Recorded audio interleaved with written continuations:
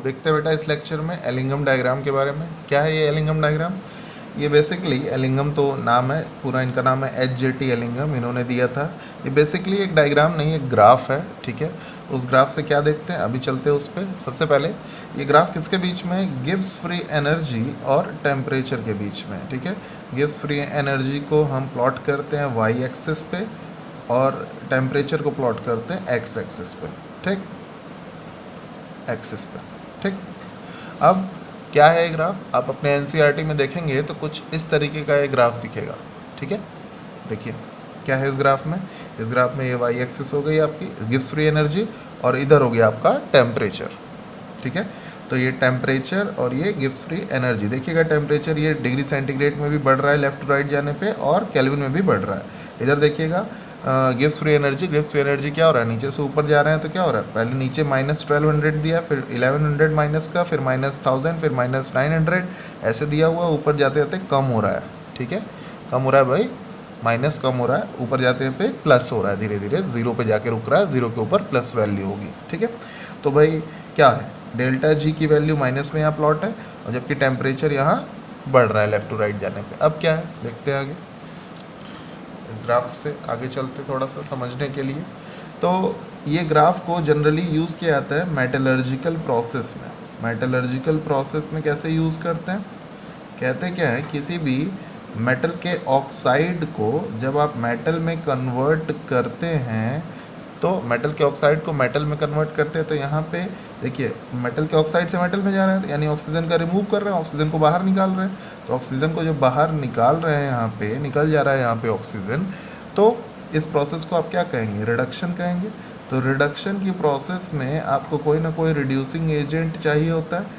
तो Ellingham diagram में बताया गया है ज़्यादातर रिड्यूसिंग एजेंट कौन कौन से यहाँ यूज़ होते हैं, कार्बन मोनोऑक्साइड या carbon as a coke. Coke मतलब कि प्योरेस्ट फॉर्म में कार्बन मोनोऑक्साइड भी यूज़ होता है, ठीक है। तो ये दो तरह के रिड्यूसिंग एजेंट यहाँ यूज़ करना बताया गया है। अच्छा, इस ग्राफ से आप क्या समझते हैं, एलिंगम ग्राफ से, कि कौन से मेटल ऑक्साइड का कौन सा अच्छा रिड्यूसिंग एजेंट हो सकता है किसी भी टेम्परेचर पे, अगर उसको मेज़र किया जाए, देखा जाए तो, ठीक है।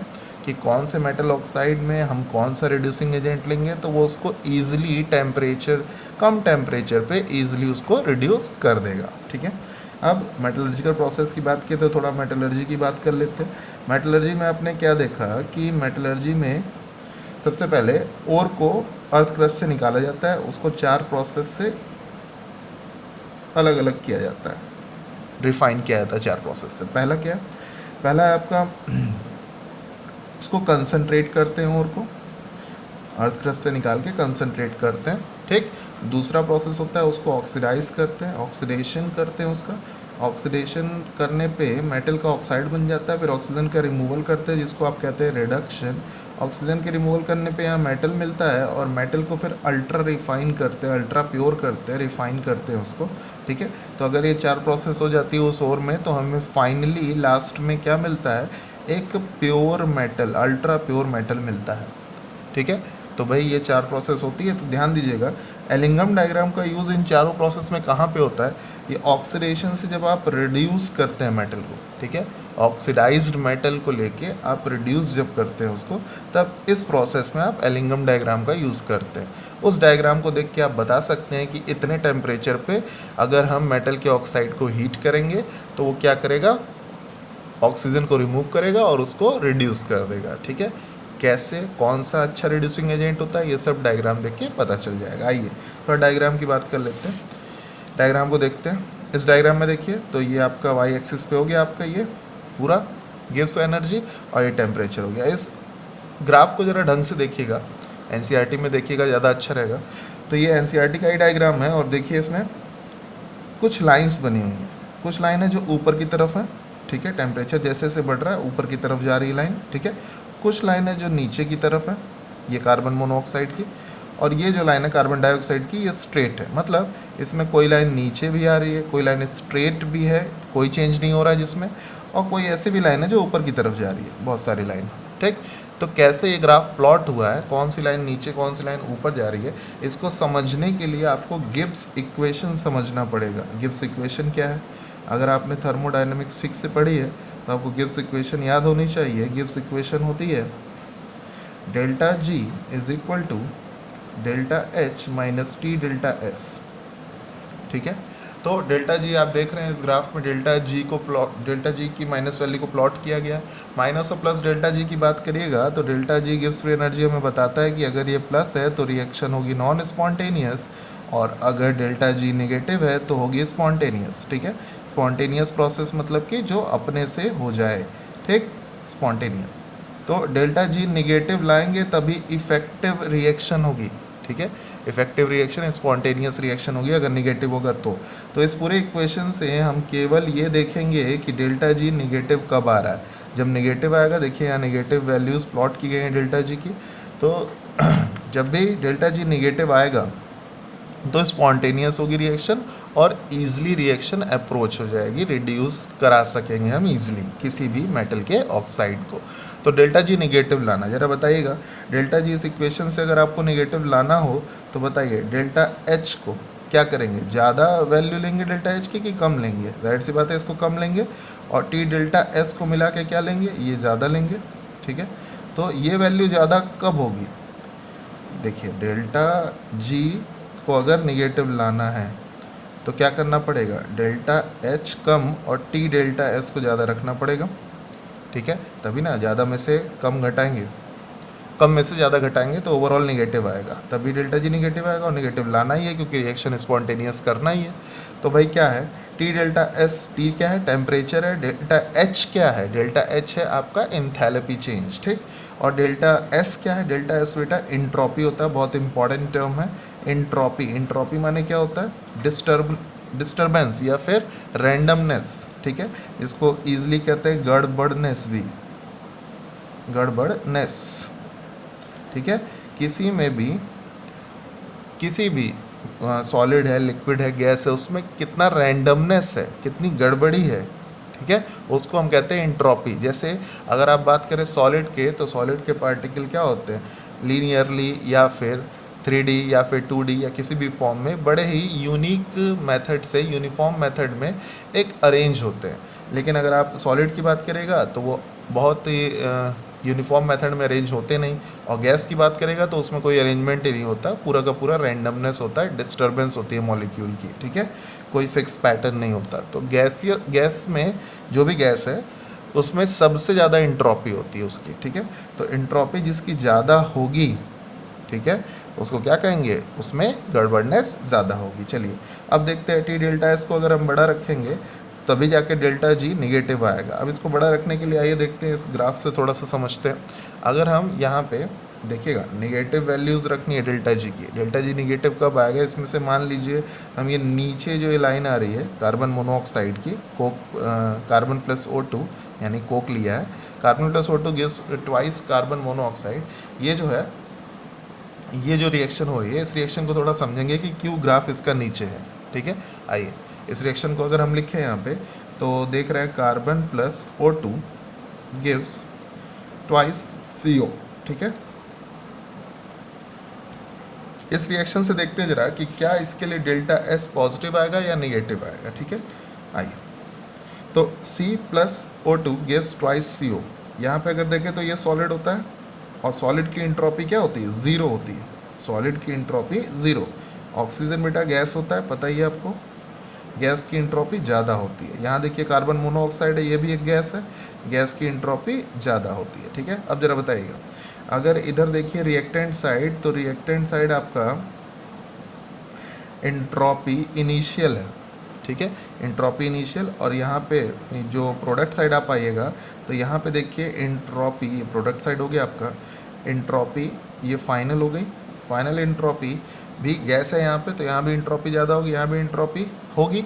ठीक है, तो यहाँ देखिएगा 1 मोल गैस है और यहाँ 2 मोल गैस है, तो 1 मोल और 2 मोल इंट्रॉपी कहाँ की ज़्यादा होगी, 2 मोल की कि 1 मोल की? जितना ज़्यादा गैस होगी उतना ज़्यादा डिस्टर्बेंस होगी, उतना ज़्यादा रैंडमनेस होगी, तो फाइनल हो गया ज़्यादा। तो ज़रा बताइएगा डेल्टा एस मतलब फाइनल माइनस इनिशियल, तो यहाँ पे आया आपका ये ज़्यादा और ये आया कम। देखिए 2 मोल है यहाँ पे गैस, तो भाई ये आया ज़्यादा, ये आया कम।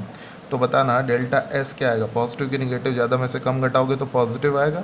तो डेल्टा एस आया पॉजिटिव, ज़रा देखना डेल्टा एस जैसे ही आया पॉजिटिव और टेम्परेचर आप जैसे ही बढ़ा रहे हैं तो क्या होगा, टेम्परेचर बढ़ा रहे हैं, डेल्टा एस आया आपका पॉजिटिव, तो ये ओवरऑल वैल्यू ये ज़्यादा हो जाएगी, और जैसे ये ज़्यादा होगी ये कम पड़ जाएगा, और जैसे ये कम पड़ेगा डेल्टा जी निगेटिव हो जाएगा। तो भाई क्या है, अगर आपको डेल्टा जी निगेटिव लाना है then delta S must be positive, तो डेल्टा एस पॉजिटिव ही आना चाहिए, ठीक है।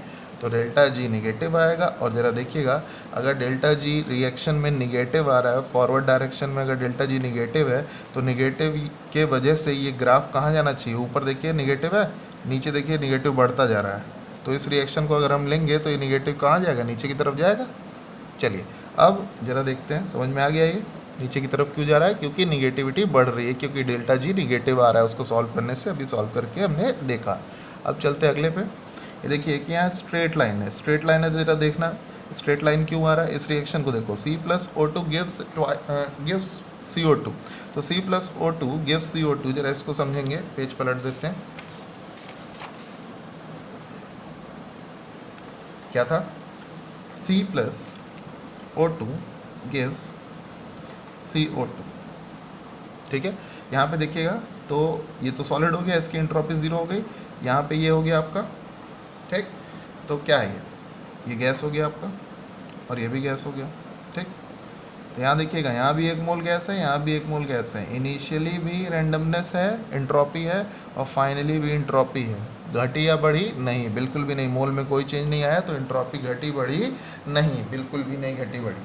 अब क्या होगा, अब देखिएगा ज़रा डेल्टा एस में क्या कोई चेंज आया, फाइनल माइनस इनिशियल, कोई चेंज नहीं आया, यानी डेल्टा एस आया ज़ीरो, जैसे ही डेल्टा एस ज़ीरो आया बेटा डेल्टा जी भी क्या हो जाएगा, ज़ीरो, डेल्टा जी भी ज़ीरो हो जाएगा। तो बताना है क्या डेल्टा जी में कोई चेंज आएगा, नहीं आएगा, इसीलिए ये लाइन कैसी आ रही है, स्ट्रेट लाइन आ रही है।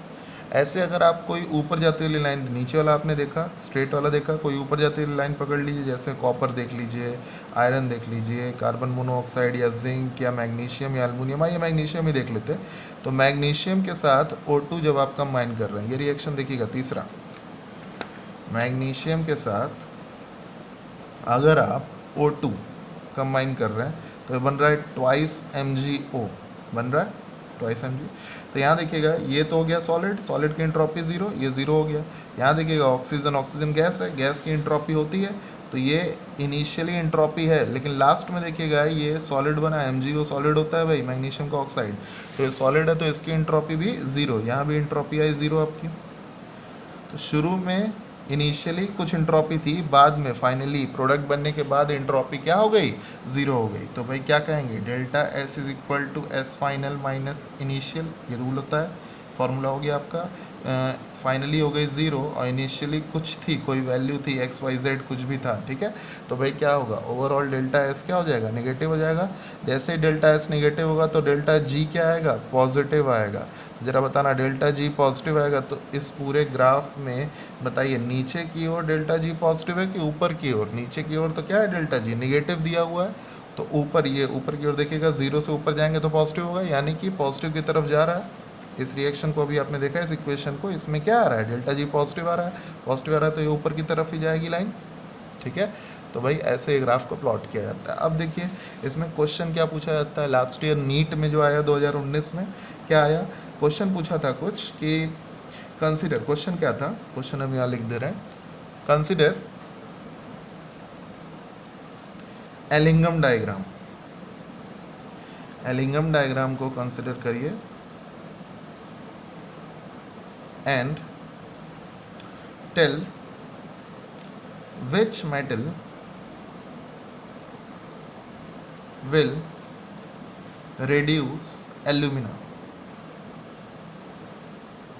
एल्यूमिना को कौन रिड्यूस करेगा, एल्यूमिना का फॉर्मूला नहीं दिया था, Al2O3 होता है, ठीक है। कौन रिड्यूस करेगा, ऑप्शन था आपका पहला मैग्नीशियम, दूसरा मे बी जिंक था, फिर आयरन, फिर कॉपर, ये ऑप्शन थे आपके, ठीक है। कि एलिंगम डायग्राम को देखते हुए ये बताइए कि एल्यूमिना को कौन रिड्यूस करेगा, ये था क्वेश्चन। चार ऑप्शन दिए थे आपके, कौन कौन से चार ऑप्शन थे देख लेते एक बार, मैग्नीशियम, जिंक, आयरन और कॉपर। अब देखिएगा क्योंकि क्वेश्चन में कह दिया एलिंगम डायग्राम को कंसिडर करिए, तो सबसे पहले एलिंगम डायग्राम यहाँ रखिए। अब देखिए इसमें मैग्नीशियम है, एल्युमिनियम है, जिंक है, आयरन है, कॉपर है, ये सारे मेटल हैं, ठीक, मेटल के ऑक्साइड दिए हुए हैं। तो कौन सा मेटल किसको रिड्यूस करेगा ये आप जान लीजिएगा। ग्राफ में जो जितना नीचे होगा वो ऊपर वाले को रिड्यूस करेगा, ग्राफ में जो नीचे होगा वो ऊपर वाले को रिड्यूस करेगा, जो नीचे होगा ऊपर वाले को रिड्यूस करेगा, नीचे होगा ऊपर वाले को रिड्यूस करेगा। यहाँ से देखिए एक आपको रिड्यूसिंग एजेंट का एक मिलेगा, एक ऑर्डर मिलेगा यहाँ पे आपको। इस ग्राफ को देखते हुए ऑर्डर लिखते हैं, रिड्यूसिंग ऑर्डर, रिड्यूसिंग प्रॉपर्टी का ऑर्डर आपको एक यहाँ देखने को मिलेगा। तो सबसे नीचे कौन है, मैग्नीशियम, उसके बाद कौन है, एल्युमिनियम, उसके बाद कौन है, ग्राफ में देखते जाइए, जिंक है, ठीक है, जिंक है, उसके बाद कौन है, आयरन है, उसके बाद कौन है, कॉपर है, ठीक है। तो magnesium, aluminium, zinc, iron, copper, ये तो हो गया। तो मैग्नीशियम सबसे नीचे इसलिए वो सबसे अच्छा रिड्यूसिंग एजेंट है,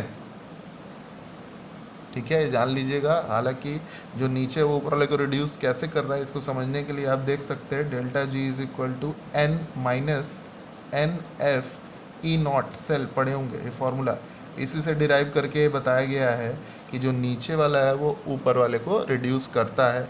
देखिए नीट में एलिंगम डायग्राम केवल एक बार यही क्वेश्चन आया है, इससे पहले तो अभी और क्वेश्चन कभी इस पे आया भी नहीं है, ठीक है।